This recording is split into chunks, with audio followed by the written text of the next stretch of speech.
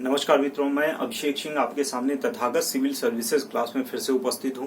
आज हम लोग एक बहुत ही महत्वपूर्ण विषय जो अक्षांश रेखाएं और देशांतर रेखाओं से संबंधित है उनके विषय में पढ़ेंगे कि हमारी जो पृथ्वी है या पृथ्वी को समझने के लिए जो हमारे वैज्ञानिकों के द्वारा ग्लोब पर जो काल्पनिक रेखाओं का निर्माण किया गया है वह काल्पनिक रेखाएं हमारे लिए किस प्रकार से उपयोगी हैं, हम उन परिस्थितियों को कैसे समझते हैं जो जलवायु के आधार पर लगातार निर्मित होती रहती हैं, या हम किसी स्थान का दिशा निर्देशन कैसे समझते हैं जो अक्षांश रेखाओं के आधार पर या देशांतर रेखाओं के आधार पर निर्धारित किया जाता है।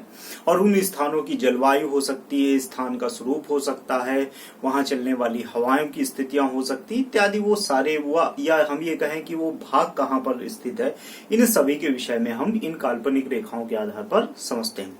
उसी संबंधित पूरा विषय है। इससे पहले की क्लास में हम लोग जितना भी पृथ्वी से संबंधित स्वरूप है, छोटे छोटे जो क्वेश्चन आते रहते हैं उनके विषय में पढ़ लिया था।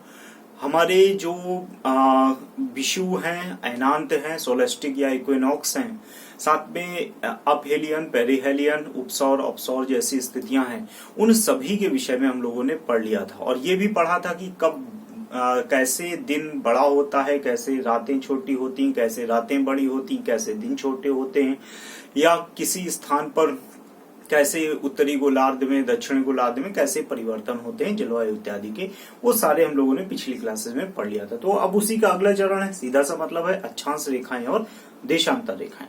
इनको हम लोग शुरू करते हैं। देखिए, जब हम अक्षांश रेखाएं और देशांतर रेखाओं की बात करते हैं तो सबसे पहले तो ये ध्यान रखिएगा कि पृथ्वी के गोलाभ स्वरूप के कारण, जो जियोइड प्रकार का स्वरूप है पृथ्वी का, उसकी स्थितियां में ऐसा है कि सूर्य की रोशनी जो है वो एक बार में एक समय एक स्थान पर मौजूद होती है, और उसका जो अपोजिट साइड होता है वो हमेशा उस समय किसी एक निश्चित समय में सूर्य की रोशनी से छूता रहता है। इसके कारण विभिन्न प्रकार की दशाएं उत्पन्न होती हैं, एक स्थिति। दूसरा, पृथ्वी में धरातल की मात्रा बहुत ज्यादा नहीं है, 29% धरातल और 71% लगभग जो है वो हमारा जलमंडल है। तो सीधी सी बात है कि हर पूरी पृथ्वी में जो धरातल है वो बिखरा हुआ है चारों तरफ। उत्तरी अमेरिका कहीं और है, दक्षिणी अमेरिका की स्थिति अलग है, एशिया है, अफ्रीका है, या अलग अलग देश हैं जो दूर दूर हैं, अलग अलग क्षेत्र हैं, अलग अलग महाद्वीप हैं। लेकिन हम उनको समझने के लिए, या हमारे वैज्ञानिकों ने समझने के लिए उसको बड़ा एक सरल उपाय अपनाया। इसके लिए उन्होंने जो पृथ्वी का ग्लोब बनाया, उस ग्लोब में कई प्रकार की काल्पनिक रेखाओं का निर्माण किया, और इन्हीं काल्पनिक रेखाओं को, जो इमेजिनरी लाइंस हैं, उन्हीं को हम अक्षांश रेखा या देशांतर रेखा के नाम से जानते हैं। इनके विषय में छोटी छोटी बातें प्लस फिर उनके साथ ही जो महत्वपूर्ण विषय है अक्षांश और देशांतर से संबंधित, उनको यहीं पर पढ़ते हैं। सबसे पहले ध्यान रखिएगा, दोनों ही प्रकार की रेखाएं जो हैं, चाहे वो अक्षांश रेखा है चाहे वो देशांतर रेखाएं हो, दोनों ही प्रकार की रेखाएं काल्पनिक हैं, इमेजिनरी हैं। ग्लोब पर वैज्ञानिकों के द्वारा स्थान और जलवायु को समझने के लिए उनका निर्माण किया गया, अर्थात पृथ्वी पर नहीं खींची हुई है, ये ग्लोब पर खींची गई हमारे वैज्ञानिकों के द्वारा काल्पनिक रेखाएं।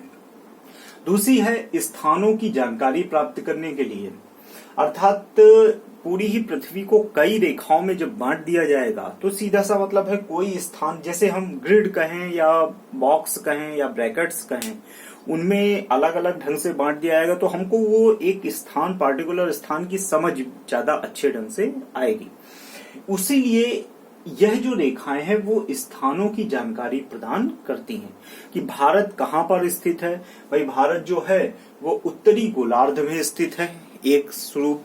भारत जो है वो उत्तरी गोलार्ध के साथ पूर्वी गोलार्ध में स्थित है। देशांतर रेखाएं कहती हैं कि पूर्वी क्षेत्र में स्थित है, और अक्षांशी रेखाएं कहती हैं उत्तरी गोलार्ध में स्थित है।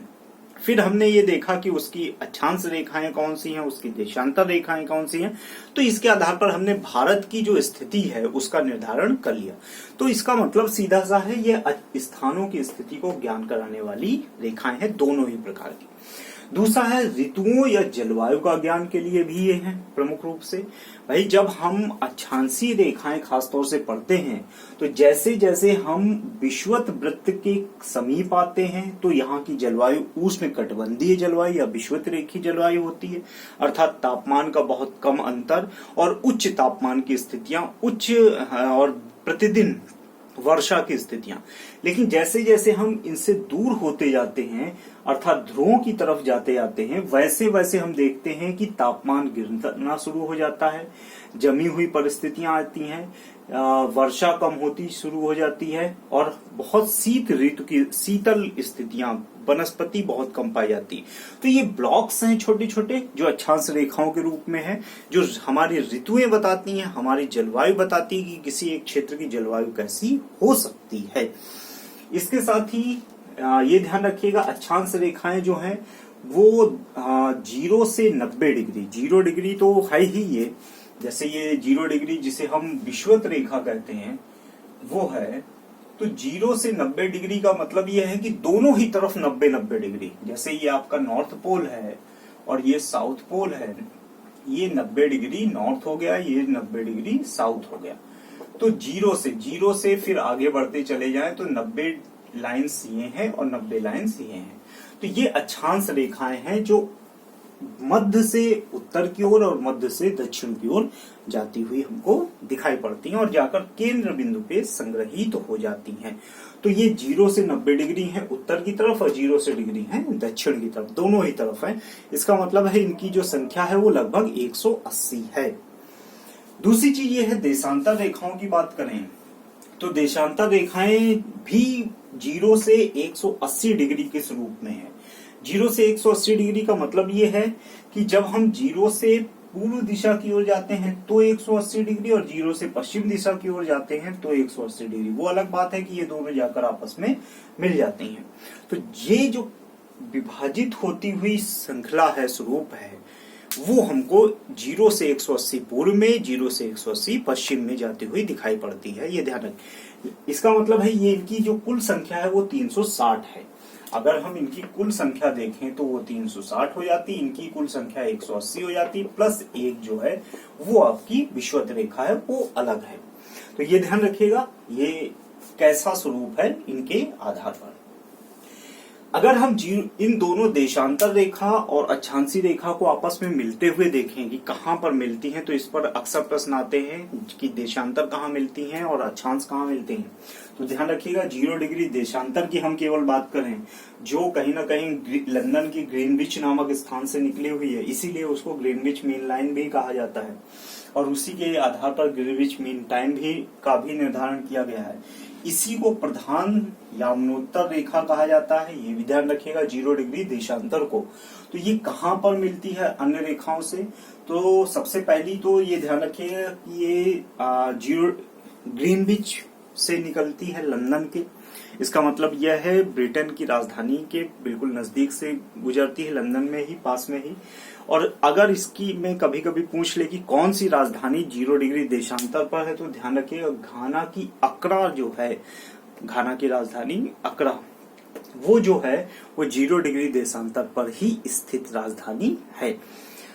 अगर ये बात करें कि अक्षांश रेखा कहां पर मिलती है, तो 0 डिग्री देशांतर से 0 डिग्री अक्षांश जो है वो गिनी की खाड़ी में मिलती है। सबसे पहली बात ये ध्यान रखिएगा 0 डिग्री अक्षांश रेखा 0 डिग्री देशांतर से गिनी की खाड़ी में मिलती है। कर्क रेखा कहां पर मिलती है, तो ये ध्यान रखिएगा अटलांटिक महासागर में अल्जीरिया के पास कर्क रेखा मिलती है। किससे? 0 डिग्री देशांतर से कर्क रेखा कहां मिलती है? अल्जीरिया में और अटलांटिक महासागर के पास। मकर रेखा कहां पर मिलती है 0 डिग्री देशांतर से? ये ध्यान रखिएगा नामीबिया के पश्चिमी हिस्से में जाकर मिलती है मकर रेखा। नामीबिया के पश्चिमी हिस्से में आर्कटिक वृत्त जो है वो कहां पर मिलता है, तो नॉर्वेजियन सागर में आर्कटिक वृत्त मिलता है 0 डिग्री देशांतर से। तो ध्यान रखिएगा 0 डिग्री देशांतर 0 डिग्री अक्षांश से गिनी की खाड़ी में, कर्क रेखा से अल्जीरिया में, मकर रेखा से नामीबिया में और आर्कटिक वृत्त से नॉर्वेजियन सागर में जाकर मिलती हैं। ये छोटी छोटी बातें थी जो कॉमन थी दोनों ही से संबंधित। अब उस विषय को पढ़ते हैं जो दोनों ही के लिए अलग अलग हैं। मैंने वीडियो पॉज कर दिया था कि ये चित्र बना लेता हूं, आपका समय नहीं नष्ट होगा। देखिए, अब मुख्य रूप से हम अक्षांशीय रेखाएं और देशांतर रेखाओं में आते हैं। सबसे पहले हैं अक्षांशीय रेखाएं, इनको समझ लेते हैं क्या है। देखिए, अक्षांशीय रेखाएं, ये अक्षांश रेखाएं या लैटिट्यूड्स, टॉपिक ऑफ लैटिट्यूड्स या पैरेलल ऑफ लैटिट्यूड्स भी कहा जाता है इनको। इन्हीं को हम समानांतर रेखाएं भी कह सकते हैं, पैरेलल लाइंस भी कह सकते हैं। ये ध्यान रखिएगा, कारण इसका ये है कि यह एक दूसरे के समानांतर हैं। काल्पनिक रेखाएं तो हैं ही। दूसरी सबसे बड़ी विशेषता यह है कि यह एक कोणीय अक्षांश में खींची गई हैं, अर्थात इनका जो स्वरूप है वो कोणीय स्वरूप है। ये ध्यान रखिएगा।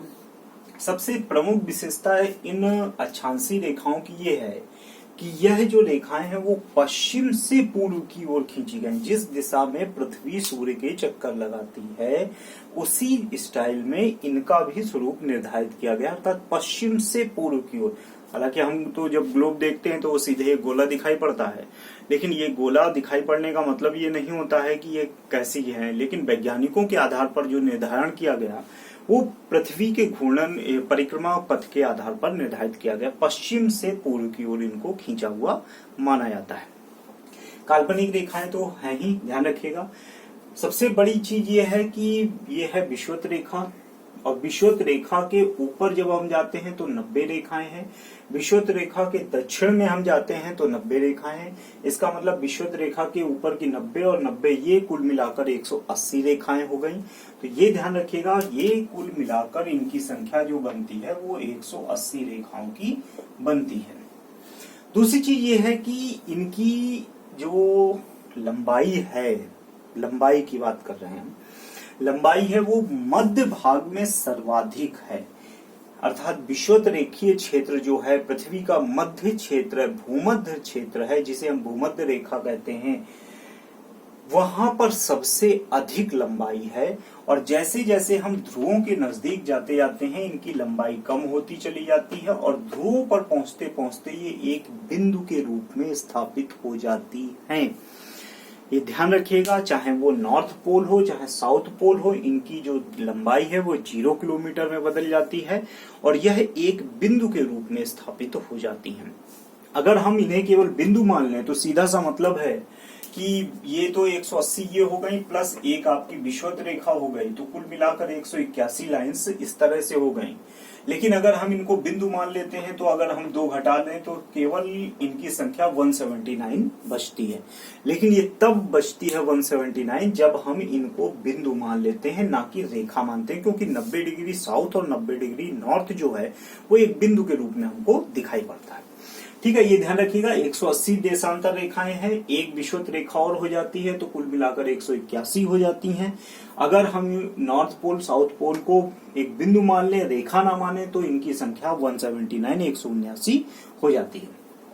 अब इनके बीच की दूरी की बात करें तो ये ध्यान रखिएगा, इनकी बीच की जो दूरी है वो 2 रेखाओं के बीच की दूरी वो जो है वो 111 किलोमीटर के लगभग है। 2 रेखाओं के बीच की दूरी, हर मतलब 1 डिग्री से 2 डिग्री के बीच की जो दूरी है वो 111 किलोमीटर है। 1 डिग्री से अगर हम ऐसा समझें कि 1 डिग्री अक्षांश रेखा को पार करने में हमें कितनी किलोमीटर चलना पड़ेगा, तो 1 डिग्री अक्षांश रेखा को पार करने में हमको 111 किलोमीटर चलना पड़ेगा। और ये सब पैरेलल लाइंस हैं, इसका मतलब ये कहीं पर भी नहीं मिलती हैं, अर्थात इनकी लंबाई जो है, बीच की जो दूरी है वो सभी स्थानों पर समान होगी। अर्थात पूरी ही पृथ्वी पर 2 पैरेलल लाइंस, 2 अक्षांश रेखाओं के बीच की दूरी समान है। हालांकि वो अलग बात है कि ये ऐसा हमको दिखता है, लेकिन वास्तव में ऐसा होता नहीं है, क्योंकि जब हम मध्य क्षेत्र में देखते हैं तो यहाँ पर जो दूरी है वास्तव में 111.2 किलोमीटर की हो जाती है। और जब हम नॉर्थ पोल के आसपास की जो रेखाएं उनके बीच की दूरी देखते हैं तो वो घटकर 110.7 किलोमीटर की बचती है। लेकिन हम वास्तव में जो खींची गई हैं वो 111 किलोमीटर की खींची गई, इसलिए आपको 111 को ही याद रखना है। ये प्रमुख प्रमुख रेखाओं के केवल चित्र हैं, सभी के नहीं हैं। जब हम 0 डिग्री की बात करते हैं तो वो है इक्वेटर लाइन, हमारी विषुवत रेखा है, ये ध्यान रखिएगा। हमारी पूरी ही पृथ्वी को ये विषुवत रेखा 2 भागों में बांटने का कार्य करती है। विषुवत रेखा के उत्तर में उत्तरी गोलार्ध का हिस्सा है और दक्षिण में दक्षिणी गोलार्ध का हिस्सा कहलाता है। लेकिन वास्तव में विषुवत रेखा हमारी पृथ्वी का मध्य रेखा नहीं है। मध्य रेखा भूमध्य रेखा है, मेडिटेरियन लाइन है, जो विषुवत रेखा के बिल्कुल नजदीक से, बिल्कुल मतलब बिल्कुल ही नजदीक से लगभग 5 किलोमीटर का एक औसत दूरी के आधार पर खींची हुई है। वो खींची क्या है, वो वास्तविक स्थिति है, लेकिन वो भी दक्षिणी हिस्से से, ये ध्यान रखिएगा। विषुवत रेखा के दक्षिणी क्षेत्र में भूमध्य रेखा उससे कुछ दूरी पर है, बहुत कम दूरी पर ही सही, लेकिन है। इसीलिए विषुवत रेखा हमारी पूरी पृथ्वी का मध्य रेखा नहीं है, भूमध्य रेखा अलग है। लेकिन ऐसी स्थिति है जब हम पढ़ते हैं तो भूमध्य रेखा और विषुवत रेखा दोनों को एक ही मानते हैं, क्योंकि उनके बीच की दूरी बहुत कम है। तो इसको एक मानकर ही चलते हैं, ये ध्यान रखिएगा। हम इसको अलग अलग नहीं मानते। भूमध्य रेखा को भी हम 0 डिग्री ही कहेंगे और विषुवत रेखा को भी हम 0 डिग्री अक्षांश ही कहेंगे, अलग अलग नहीं कहेंगे। इसके साथ ही जब हम इसके उत्तर में जाते हैं तो सबसे पहले हमको मिलती है कर्क रेखा, 23.5 डिग्री नॉर्थ पर कर्क रेखा है। इसी के समकक्षता में दक्षिण में जब हम जाते हैं तो 23.5 डिग्री पर मकर रेखा है, ट्रॉपिक ऑफ कैप्रिकॉर्न, और कर्क रेखा को ट्रॉपिक ऑफ कैंसर कहा जाता है। इसी के और ऊपर जाते हैं तो 66.5 डिग्री नॉर्थ पर ये आर्कटिक रेखा या आर्कटिक वृत्त, आर्कटिक सर्किल कहलाता है। और जब साउथ में जाते हैं 66.5 डिग्री पर तो यह अंटार्कटिक रेखा या अंटार्कटिक वृत्त या अंटार्कटिक सर्किल के नाम से जाना जाता है। और नॉर्थ पोल 90 डिग्री पर है नॉर्थ में, और साउथ पोल 90 डिग्री साउथ पे है, ये ध्यान रखिएगा। जब हम विषुवत रेखा की बात करते हैं कि ये कहां कहां से गुजरती है, तो अफ्रीका महाद्वीप एक ऐसा मात्र महाद्वीप है जहां से तीनों ही रेखाएं गुजरती हैं, ये ध्यान रखिएगा। और विषुवत रेखा या भूमध्य रेखा को आप दक्षिण अमेरिका और अफ्रीका में ये काटते हुए दिखती हैं, ये ध्यान रखिएगा। लेकिन विषुवत रेखा के साथ कर्क और मकर रेखा अफ्रीका महाद्वीप तीनों में पाई जाती है, ये ध्यान रखिएगा। ये तीनों रेखाएं अफ्रीका महाद्वीप में पाई जाती हैं, ये ध्यान रखिएगा। और सबसे बड़ी बात यह है कि ये जो विषुवत रेखा या भूमध्य रेखा है, अफ्रीका में जायरे नदी के द्वारा इसको 2 बार काटा जाता है। 2 बार काटने का मतलब ये होता है, एक बार यह इंटर करती है, एक बार यह आगे बढ़ जाती है, इस तरह से 2 बार काटा जाता है, ये ध्यान रखिए। जायरे के द्वारा विषुवत रेखा को 2 बार काटा जाता है। अब कर्क रेखा की बात करें तो कर्क रेखा बड़ी प्रसिद्ध रेखा है, क्योंकि ये आपका अमेरिका, उसके बाद अफ्रीका, उसके बाद एशिया को पार करती हुई आगे बढ़ती है 23.5 डिग्री, और भारत के लगभग बीचों बीच से निकलने वाली यह रेखा है। ध्यान रखिएगा, भारत के बिल्कुल बीचों बीच से निकलती है। कर्क रेखा भारत के 8 राज्यों से गुजरती है, जिसमें भारत में यह गुजरात से प्रवेश करती है, गुजरात के बाद राजस्थान, राजस्थान के बाद मध्य प्रदेश, मध्य प्रदेश के बाद छत्तीसगढ़, झारखंड, पश्चिम बंगाल और आगे मेघालय और त्रिपुरा क्रॉस करती हुई यह आगे निकल जाती है, इधर म्यांमार में प्रवेश कर जाती है। बीच में ये बांग्लादेश के कुछ हिस्से में भी प्रवेश करती है, ये भी ध्यान रखिएगा। तो भारत के 8 राज्यों से कर्क रेखा गुजरती है, अर्थात ये ऐसी है जो अटलांटिक महासागर, हिंद महासागर और प्रशांत महासागर, तीनों महासागरों को काटने वाली प्रमुख रेखा है कर्क रेखा। अगर हम मकर रेखा की बात करें तो मकर रेखा प्रमुख रूप से दक्षिण अमेरिका को काटती है, अफ्रीका को काटती है और ऑस्ट्रेलिया महाद्वीप को काटती है, ये ध्यान रखिएगा। दक्षिण अमेरिका, अफ्रीका और ऑस्ट्रेलिया महाद्वीप को यह काटती है। और ये जो रेखा है, ये इसका मतलब है प्रशांत महासागर से गुजरती है, अटलांटिक महासागर से भी गुजरती है, और ये हिंद महासागर के दक्षिणी हिस्से से गुजरती हुई आगे निकल जाती है, ये ध्यान रखिएगा। तो ये आपकी मकर रेखा है।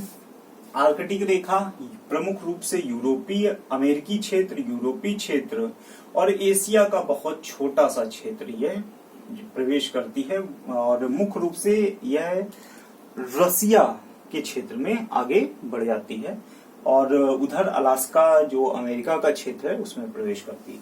दक्षिण में, क्योंकि ये पूरा का पूरा क्षेत्र ऐसा है जो पूरी तरह से किसी भी देश को नहीं काटती है, क्योंकि ये जमा हुआ क्षेत्र है दक्षिणी ध्रुव के पास का क्षेत्र, तो यहाँ पर जमी हुई स्थितियां हैं। यह किसी देश महाद्वीप को नहीं काटती है, आर्कटिक क्षेत्र में ही रहती है। आर्कटिक महाद्वीप जिसे हम कह सकते हैं उसको काटती है। तो ये सफेद बर्फ से जमा हुई चादर का क्षेत्र है, ये स्वरूप ध्यान रखिएगा। ये है हमारी अक्षांशीय रेखाएं। कि अक्षांशीय रेखाएं कैसी हैं और किन किन क्षेत्रों को यह काटती हैं। और अब अगला है देशांतर रेखाएं, और तब तक मैं बना लेता हूं। इसके बाद देशांतर रेखाएं हैं, कुछ ऐसी हैं, इनको आप बना लीजिए। देशांतर रेखाओं का जो स्वरूप है, अर्थात जो खड़ी हुई रेखाएं हैं, या हम ये कहें कि जो उत्तर से दक्षिण की ओर खींची गई हैं, ये ध्यान रखिएगा, उत्तर से दक्षिण की ओर खींची गई रेखाएं हैं, वो देशांतर रेखाएं कहलाती हैं। लॉन्गिट्यूडनल लाइंस कहलाती हैं, ये ध्यान रखिएगा। ठीक है, उत्तर से दक्षिण, उत्तरी ध्रुव को दक्षिणी ध्रुव से मिलाने वाली रेखाएं देशांतर रेखाएं होती हैं। दूसरी चीज ये है कि इनकी जो संख्या है वो 0 डिग्री से लेकर 180 डिग्री तक है। अब 0 डिग्री से जो रेखा है उसे ग्रीनविच मीन टाइम भी कहा जाता है, और 180 डिग्री की जो रेखा है उसको हम इंटरनेशनल डेट लाइन भी कहते हैं। ये जब 0 डिग्री से 180 डिग्री पूर्व में होती है तो ये पूर्वी गोलार्ध का क्षेत्र होता है, ईस्टर्न हेमिस्फीयर का। और 0 डिग्री से जब ये पश्चिम की ओर होती है तो ये ध्यान रखिएगा, तब इसे हम पश्चिमी गोलार्ध कहते हैं। ये दो स्वरूप इसके। इसका मतलब ये है कि है तो ये 180, लेकिन वास्तव में इनकी जो संख्या बन जाती है वो 360 बन जाती है, क्योंकि 0 से 180 पूर्वी और 0 से 180 डिग्री पश्चिमी जो है वो कुल मिलाकर इनकी संख्या बनाती है 360। दूसरी चीज ये है कि जब हम 0 से 180 की बात करते हैं तो ये एक अर्धवृत्त का स्वरूप होता है, ये ध्यान रखिएगा। ये जब हम अक्षांश रेखा पढ़ रहे थे तो अक्षांश रेखाएं जो होती हैं वो पूर्ण वृत्त होती हैं, लेकिन जो देशांतर रेखाएं होती हैं वो अर्धवृत्त के स्वरूप की होती हैं, ये ध्यान रखिएगा। अर्धवृत्त का स्वरूप होता है देशांतर रेखाओं का, ये सबसे महत्वपूर्ण विषय ध्यान रखिएगा। बाकी ये काल्पनिक रेखाएं ये भी हैं, और हमारे ग्लोब में समझने के लिए, जलवायु के इस स्वरूपों को समझने के लिए इन रेखाओं का निर्धारण किया गया है हमारे वैज्ञानिकों के द्वारा। इनकी संख्या 360 है। दूसरी चीज ये है कि ये पृथ्वी को 360 अर्धवृत्तों में विभाजित करती हैं, लेकिन इसका यह भी तात्पर्य है कि यह पृथ्वी को 180 बराबर भागों में बांटती हैं। अगर केवल एक प्रश्न ऐसे आ जाए आपसे पूछने पर, लघु वृत्त अर्धवृत्त को के आधार पर ऐसे प्रश्न आ जाए कि कुल कितनी रेखाएं, ये ना आपको डिफाइन करे प्रश्न में कि देशांतर पूछ रहा है कि अक्षांशीय रेखाएं पूछ रहा, ये कहे कि कुल कितनी रेखाएं पृथ्वी को बराबर भागों में काटती हैं, तो 180 रेखाएं तो ये हो गई कुल मिलाकर। अगर अर्धवृत्त है तो पूर्वी गोलार्ध और पश्चिमी गोलार्ध की रेखाओं को मिला दें तो एक वृत्त बन जाता है, तो 180 रेखाएं हो जाती हैं। अक्षांश रेखाएं जब पढ़ रहे थे उसमें एक विषुवत या भूमध्य रेखा थी, वो भी पृथ्वी को बराबर भाग में बांटती थी। तो इसका मतलब है कि 180 देशांतर प्लस एक विषुवत रेखा अर्थात कुल 181 रेखाएं जो हैं वो पृथ्वी को बराबर भागों में बांटने का कार्य करती हैं। इस चीज को ध्यान रखिएगा। कितनी रेखाएं, कैसे, ये भी ध्यान रखिएगा। दूसरी चीज ये, इसमें अगर हम वृत्तों की बात करें कि कैसे इनका स्वरूप विभाजित किया गया है, तो इसके लिए ध्यान रखिएगा, ये सीधी उत्तर से दक्षिण तक काल्पनिक रेखाएं हैं। इनके बीच का जो दूरी होती है वो विषुवत रेखा पर इनके बीच की दूरी बहुत ज्यादा है, अर्थात सबसे ज्यादा जो पाई जाती है विषुवत रेखा पर बीच की दूरी। भूमध्य जो अक्षांशीय रेखाएं थी उनके बीच की दूरी सभी जगह बराबर थी, पैरेलल लाइन थी, लेकिन ये जो रेखाएं हैं इनके बीच की दूरी विषुवत रेखा पर 111.32 किलोमीटर की पाई जाती, दो रेखाओं के बीच की दूरी। लेकिन जब ये ध्रुवों पर पहुंचती हैं तो यह 0 किलोमीटर की हो जाती है, क्योंकि सभी की सभी रेखाएं ध्रुवों पर मिलती हैं, नॉर्थ पोल पर भी मिलती हैं और वही सारी की सारी रेखाएं साउथ पोल पर भी मिलती हैं। अर्थात यहाँ के और यहाँ की स्थिति 0 किलोमीटर की है और मध्य क्षेत्र की जो है 111.32 किलोमीटर की है, जबकि अक्षांश में सभी जगह 111 किलोमीटर का अंतर पाया जाता है। दूसरी चीज ये भी है कि इन दो रेखाओं के बीच का जो बीच की जो दूरी है, इसको एक नाम से जाना जाता है, गारो। ध्यान रखिएगा, ये एक नाम दिया गया है, गारो, जो इनके बीच की दूरी को कहा जाता है कि इसको किस नाम से जाना जाता है। एक और पॉइंट ये है कि ये जो 0 डिग्री देशांतर रेखा है, ये प्रधान यामनोत्तर रेखा कहलाती है, प्रधान मध्याह्न रेखा कहलाती है, प्रधान यामनोत्तर रेखा या प्रधान मध्याह्न रेखा कहलाती है। 0 डिग्री प्रधान देशांतर भी इसी को कहा जाता है, प्रधान यामनोत्तर भी इसी को कहा जाता है, प्रधान देशांतर भी कहा जाता है। अंतरराष्ट्रीय समय रेखा, इंटरनेशनल टाइम लाइन या जीएमटी, ग्रीनविच मीन टाइम, भी इसी 0 डिग्री को कहा जाता है। तो 0 डिग्री देशांतर के बहुत सारे नाम हैं, ध्यान रखिएगा। प्रधान देशांतर, प्रधान यामनोत्तर, प्रधान मध्याह्न रेखा, जीएमटी रेखा, ये सब इसी को कहा जाता है। ये कहाँ से गुजरती है, सबसे ज्यादा प्रश्न इसी पर आए हैं। और ये ध्यान रखिएगा, लंदन के ग्रीनविच लेबोरेटरी से यह गुजरती है, लंदन में ग्रीनविच लेबोरेटरी से निकलती है और उसके बाद उत्तर से दक्षिण तक इसका जो विस्तार है, तो ये यूरोप में ब्रिटेन, यूनाइटेड किंगडम, स्पेन और फ्रांस, इन 3 देशों को पार करती है। उसके बाद अफ्रीका जाती है, अफ्रीका में घाना, अल्जीरिया, माली, टोगो और बुर्किना फासो, यह कुछ देशों को पार करती है और उसके बाद फिर यह अंटार्कटिक क्षेत्र में प्रवेश कर जाती है। तो ये ध्यान रखिएगा किन किन देशों को 0 डिग्री देशांतर रेखा पार करने वाली होती है। इसके साथ ही ये भी ध्यान रखिएगा कि जब हम इसी के अपोजिट, 0 डिग्री के अपोजिट जाते हैं, पश्चिम में जाते हैं, तो पश्चिम में जो जब जाने पर मान लीजिए ये हम इसको मान लेते हैं, ये 180 डिग्री आपका वेस्ट का क्षेत्र है, पश्चिम का क्षेत्र है। तो ये ध्यान रखिएगा, ये 180 डिग्री जो देशांतर है, वह जो रशिया और आपके अमेरिका के अलास्का के पास से गुजरती है, के बीचों बीच से गुजरती है, कुछ इस प्रकार से। ये रशिया का क्षेत्र है और ये कुछ अलास्का का क्षेत्र है, तो कुछ इस तरह से गुजरती है।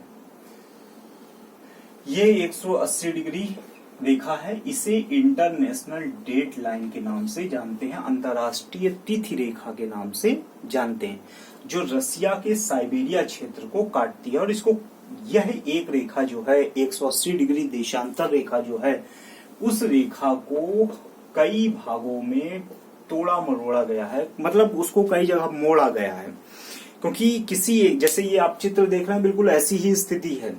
अब साइबेरिया का ये छोटा सा क्षेत्र है, ये अगर दूसरी तरफ होगा रेखा के, तो वहां पर पूरी तारीख ही बदल जाएगी, इसलिए एक ही तारीख करने के लिए इसको कुछ इस तरह से मोड़ा गया है। तो कुल 2 स्थानों पर 4 बार मोड़ा गया है। ध्यान रखिएगा, इसको 2 स्थान हैं, एक बार यहाँ पर और एक बार ऑस्ट्रेलिया के पास, 2 स्थानों पर 4 बार इसको मोड़ा गया है। 180 डिग्री देशांतर रेखा एकमात्र रेखा है जो सीधी रेखा नहीं है, सीधी रेखा है लेकिन उसको सुविधा के अनुसार मोड़ा गया है, ये ध्यान रखेगा। ठीक है मित्रों, तो ये देशांतर रेखाएं हैं और आपकी अक्षांशीय रेखाएं हैं। और ये ध्यान रखिएगा कि ये 360 रेखाएं बनती हैं और इन्हीं 360 रेखाओं को हम दीर्घवृत्त भी कहते हैं। ये ध्यान रखिएगा, इन्हीं 360 रेखाओं को हम दीर्घवृत्त कहते हैं। और ये जो 180 रेखाएं हैं, जो अक्षांशीय रेखाएं हैं, उन्हें हम लघु वृत्त के नाम से जानते हैं। लेकिन वो अक्षांश रेखाएं हैं, वो पूर्ण वृत्त होती हैं, लेकिन उन्हें लघु वृत्त के नाम से जानते हैं। ठीक है मित्रों, इसके बाद के इन्हीं से संबंधित और छोटे छोटे पॉइंट हैं, जैसे समय क्या होता है, जैसे अंतर्राष्ट्रीय तिथि रेखा क्या होती है, या अन्य कोई विषय जो है सौर दिवस, नक्षत्र दिवस, छोटे छोटे पॉइंट है, उनको हम लोग अगली क्लास में पढ़ेंगे। बहुत बहुत धन्यवाद।